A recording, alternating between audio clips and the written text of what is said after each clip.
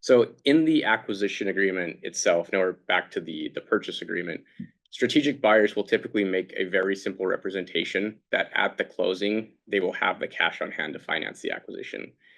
Private equity buyers can't make that representation so simply. And that's because they don't actually have the cash on hand. They're reliant on the private equity funds to supply the equity funding and on the lender to supply the debt funding. So here's just an example. We're not going to go through the rep in detail of what a strategic buyer financing rep might look like versus pretty a short. private equity buyer. The top one. Yeah. Just a sentence or so. Mhm.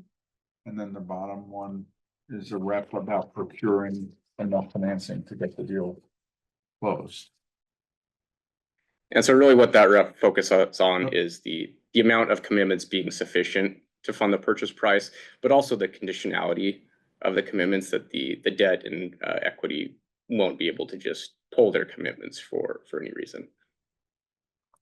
So that's reps and warranties. If you watched our prior presentation on M&A acquisition agreements generally, you know that another key element of purchase agreements is the covenants that the buyer and seller are making. So as it relates to financing, the buyer has gone out and gotten equity commitments and debt commitments, but on the debt side in particular, there's still a lot to be done. It'll have a piece of paper from the lender saying we commit to provide financing, but there's still a 200-page credit agreement that needs to be negotiated and other things to be done. So the seller is going to require that the buyer actually do what it needs to do to get from debt commitment to actually getting the debt financing funded. And something that gets argued about here and in other areas is what is the required effort standard? Is that best efforts, reasonable best efforts, commercially reasonable efforts?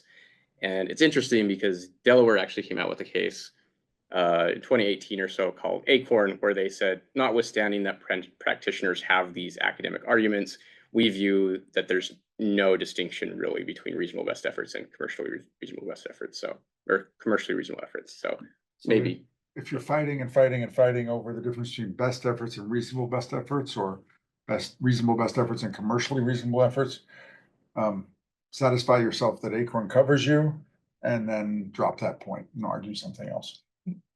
That's my suggestion. That we said we'd give you some tips for negotiating this stuff. That's a tip. Yep. Right there.